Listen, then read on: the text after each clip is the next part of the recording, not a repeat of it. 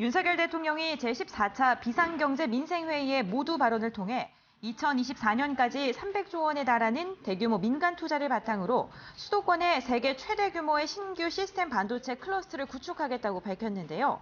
정부의 반도체 클러스터 구축, 관련주들은 앞으로 어떻게 향할까요? 관련 이야기 나눠보겠습니다.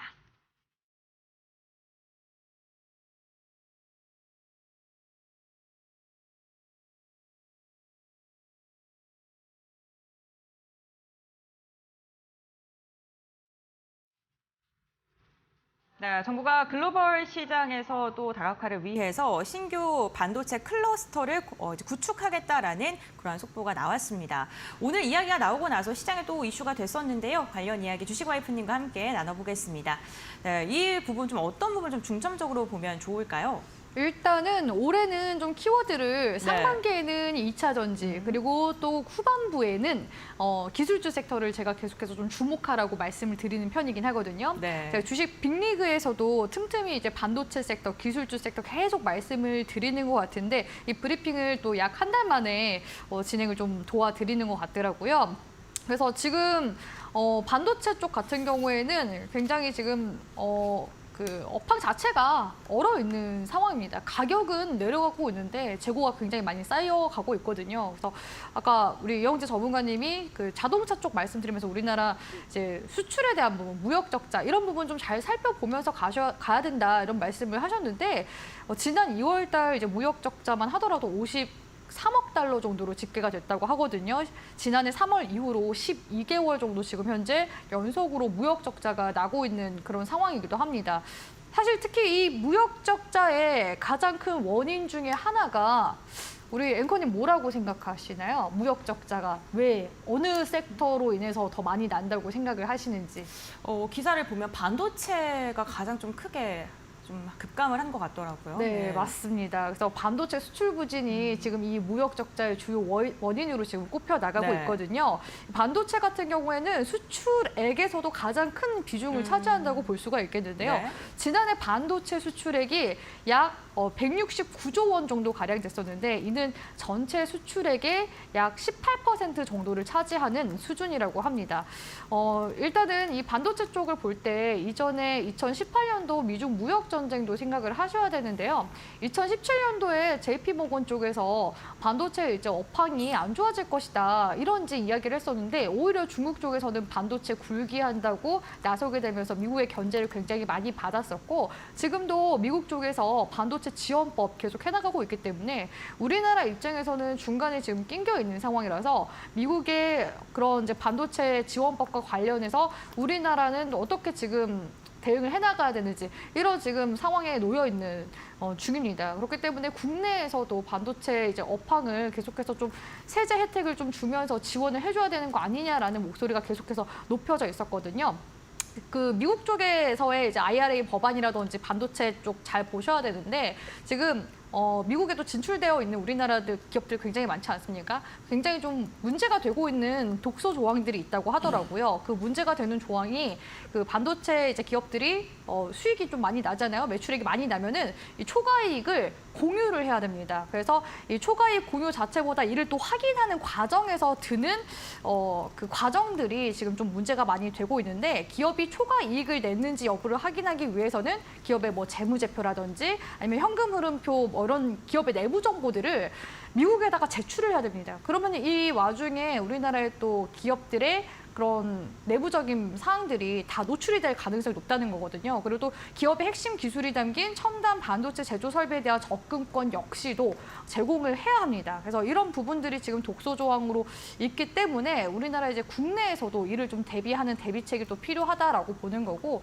그렇기 때문에 지금 계속해서 이런 반도체 부진에 대한 이야기부터 시작해서 미국의 독소 조항 그렇기 때문에 우리나라 이제 국내에 대한 정책은 어떻게 흘러갈 것인가 이런 부분들까지도 같이 전반적으로 보셔야 된다는 겁니다. 그래서 윤 대통령이 이번에 무려 300조 원에 달하는 대규모 민간 투자를 이제 바탕으로 해서 수도권의 세계 최대 규모의 신규 시스템 반도체 클러스터 내년부터 이제 구축한다는 이야기를 했죠. 그러면은 결국에는 뭐냐? 시장에 자금이 또 흘러올 가능성이 높습니다. 그러면 이로 인해서 사실 우리나라 국내 증시가 하단 구간을 또 지지를 강력하게 또 받아줄 가능성도 높거든요. 그래서 증시가 올라가려면은 결국에는 또 기술주 섹터들이 올라와야지만 상승세가 나올 수 있기 때문에 이를 위한 지금 빌드업은 좀 다 되어가고 있는 게 아닌가라는 생각이 들고, 또 이 조세특례법 개정안의 국회 입법 협상이 이제 또 사실상 타결도 되었습니다. 그래서 반도체 산업 지원을 위해서 시설 투자에 대한 세액 공제율을 높이는 내용의 정부 입법함을 이제 거부를 해왔던 더불어민주당 쪽에서 이제 원안대로 수용을 하기로 했거든요. 그만큼 지금 이 정부 쪽에서도 계속해서 이 반도체 지원에 대해서 신경을 많이 쓰고 있다는 그런 대목이지 않나라고 생각합니다. 그래서 이 세액 공제율을 대기업, 중견기업의 경우에는 현행 8%에서 15%로, 그리고 중소기업은 현행 16%에서 25%로 인상하는 이제 내용들을 담고 있는데, 일단은 반도체 업계 쪽에서는 그냥 단순히 뭐 대기업을 살린다 이렇게 이제 보지 말고 우리나라 이제 전체적인 산업에서 큰 부분을 차지하기 때문에 대한민국을 살린다는 그런 사명으로 임해야 된다, 뭐 이런 이야기들까지도 오고 가고 있더라고요. 그래서 지금 이제 상황에서 봤을 때 정부 쪽에서 이렇게 또 계속해서 지원을 하고자 하는 이런 의지들이 계속해서 연초부터 이야기가 언급이 되고 있기 때문에 이런 부분들이 결국에는 또 하반기 반도체 섹터들의 실적으로 또 기결이 될 가능성이 높고 향후에 또 성장성으로까지 갈 가능성이 높기 때문에 이러한 움직임은 일단은 그 기술주 섹터로서는 굉장히 좋은 이슈라고 보고 있고요. 여전히 기술주 섹터들 긍정적으로 보셔도 괜찮다라는 말씀 정리해서 드리도록 하겠습니다. 네, 알겠습니다. 어쨌든 현금이 흐르게 되면 산업 자체가 활성화가 될 것이다라고 이야기해 주셨는데, 이영재 전문가님의 의견도 한번 들어볼까요? 저는 지금 정부의 정책을 잘 모르겠습니다. 네. 왜 그러냐면은 물론 좋은 얘기죠. 반도체 산업을 지원해주고 관련된 이제 산업 클러스터를 만드는 거는 납득을 하겠는데, 민자를 유치를 해가지고 300조 정도 규모의 반도체 클러스터를 짓는다. 누가 투자를 한다는 얘기인지 잘 모르겠어요. 이거 투자하려면 삼성전자가 들어와야 되거든요. 근데 삼성전자는 지금 미국에 공장을 짓고 있잖아요. 그러면은 여기 지금 누가 들어오고 또 어떻게 정책을 펼쳐나가야 될지, 일단은 저희가 보기에는 아직은 그 가름마가 정확하게 안 타진 것 같아요.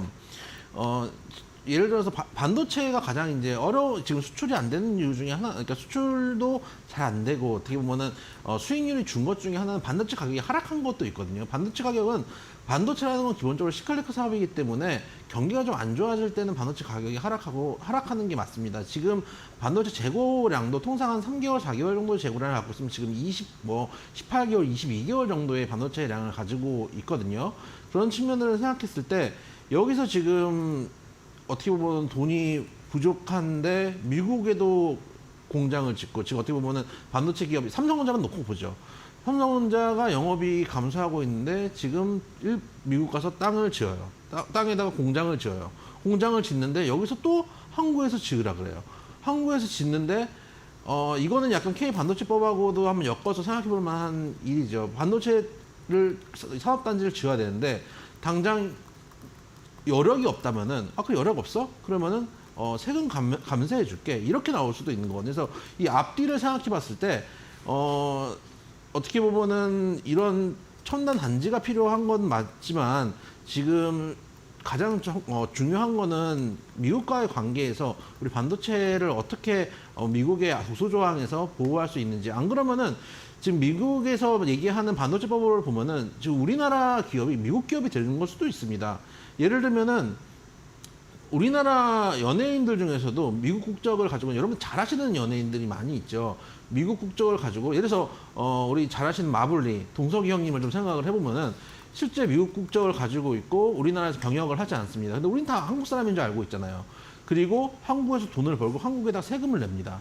그러면은 삼성도 미국에 들어가서, 이번에 이제 반도체법 보면 미국에 들어와서 이런 기술 독소 조항들도 있지만 보면은 지역에 학교를 짓고 유치원을 짓고 그 근로자들을 위해서 기반 시설들을 하는 것까지, 로컬 사업까지 만드는 것까지 그 법에 다 포함이 되어 있거든요. 그러면은 실제 삼성이라는 게 국적은 우리나라 국적일지는 모르겠지만 실제 여기서 역할을 하는 것은 미국 일자리를 만들어주고 미국의 세금을 내는 걸 수도 있어요. 거기다가 초과 이익금까지 환수를 당하는 한국 국적이라는 이유만으로 초과 이익금까지 환수를 당하는 상황이 벌어질 수도 있습니다. 근데 여기서 공장을 짓고 있는데 산업 클러스터를 또 짓는다. 그래서 일단은 가장 먼저 해야 될 거는 미국과의 관계를 해법을 만들어내는 것이고, 저는 반도체도 중요하지만 이 정도의 산단을 만들려면은 저는 2차 전지나 자동차 쪽에도 좀 신경을 썼으면 좋겠다. 말씀드리지만 반도체는 어느 정도 성숙된 사업이라고 하고 여기서 일단을 더 올리느냐 이런 이제 문제가 된다면은 2차 전지라든지 전기 자동차 같은 게 이제 크게 성장하는 사업이거든요. 그러니까 전교에서 2등하는 애들 1등을 만드는 건 정말 많은 자원을 들이붓고서도 효율이 떨어지지만 전교 한 4, 50등 하는 애들을 1등으로 만들려면은 그 들어가는 자원에 비해서 얻는 성적순위 점수 폭이 크단 말이에요. 그래서 그런 것들도 좀 생각을 하면서 정부가 투자를 했으면 좋겠다는 말씀도 드려보도록 하겠습니다. 네, 알겠습니다. 이번 정부의 정책 발표에 대해서 좀 부정적인 의견을 내주셨습니다. 차라리 이제 더 성장을 할 수 있는 산업군에 투자를 해야 된다라고 이야기해 주셨는데 어쨌든 정부가 진행을 하게 된다면 관련 수혜주들은 움직일 수밖에 없습니다. 그렇다면 어떠한 좀 종목들을 또 눈여겨봐야 될지 이번에는 주식 와이프님께서 짚어주시겠어요? 네, 오늘장에서 이제 움직인 종목들 보니까 뭐 반도체 클러스터 관련된 이슈가 나오기도 했었고 이제 소부장 기업들에 계속해서 민간 투자도 들어간다라는 이슈들이 나와서 소부장 관련주들 위주로 좀 움직임이 나오지 않을까 했는데 일단은 전반적으로 시스템 반도체 관련 종목들이 움직임을 좀 먼저 보이긴 했었거든요. 그중에서 오늘 좀 큰 폭의 상승세를 보였었던 제주 반도체부터 함께 봐드리도록 하겠습니다. 제주 반도체 같은 경우에는 메모리 반도체 MCP 제품을 공급하고 있는 기업이기도 하고요. 매출 비중 같은 경우에는 중국과 유럽 고객향 수출 비중이 높은 기업이기도 합니다. 2월 달 구간에서부터 이제 기술적인 흐름들 보면서 말씀을 드리자면요.